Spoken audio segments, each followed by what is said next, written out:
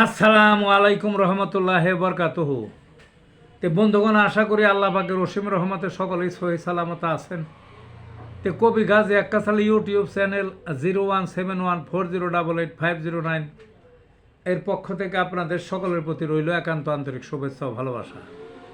তে বন্ধুগণ, এখন আপনাদের সামনে যে বয়ানটা রাখবার চেষ্টা করব সেটা হলো ডায়াবেটিস নিয়ে হোমিওপ্যাথি কি বলে। ডায়াবেটিস রোগ সকলেই জানেন।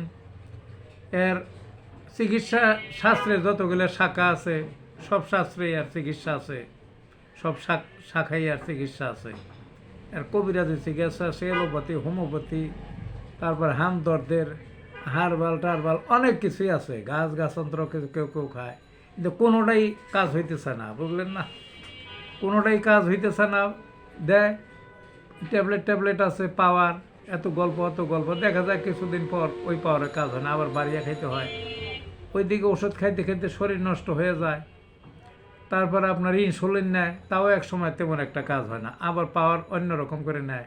তো কত কালার যাবে? তো হোমিওপ্যাথিরও আছে, হোমিওপ্যাথির প্রতিতেও পটেন্সি আছে, তারপরে আপনার মাদার আছে, ইত্যাদি ইত্যাদি কিছু প্যাটেন্ট করা ওষুধ আছে। এগুলা খাইলে পরে ওগুলা যে খুব একটা কাজ হয় তা না। তবে আমি কয়েকটা কথা বলবো, আপনারা জেনে রাখেন কি বলে। দীর্ঘদিনের চেষ্টা, ওই দেখা গেছে বেশ কিছু মাদার, এই মাদারগুলো যদি একত্রে খাওয়া যায় তাহলে একটা কাজ হয়। কি কি মাদারগুলো? একটা আছে আমলকি মাদার, তারপরে ওই আমলকির রস দিয়ে বানাইছে মাদারটা, হোমিওপ্যাথিরই কিন্তু।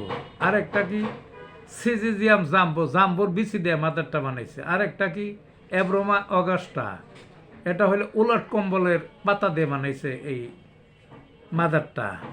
আরেকটা কি শেফালিকা ইন্ডিকা, ওই তেলাকুচের পাতা দিয়ে বানাইছে এই মাদারটা।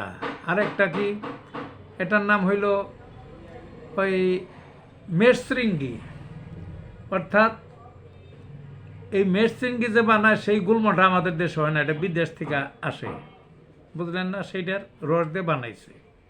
তো এই ওষুধগুলি প্রত্যেকটার 1 কাপ বা আধা কাপ পানির মধ্যে এর প্রত্যেকটা থেকে, দেশিতেই হবে, এর প্রত্যেকটা থেকে 10-12 ফোঁটা করে, এই 5-10কে 50 থেকে 60 ফোঁটা টোটাল, এই 5টা মিলে এই 3 বেলা আহারের আগে খান, দেখবেন যে কোনো ওষুধের চেয়ে বেশি উপকার পাবেন। এবং এক সময় দীর্ঘদিন খেতে খেতে দেখবেন ডায়াবেটিস একেবারে স্বাভাবিক হয়ে যাবে, অর্থাৎ অসুখ আর থাকবে না।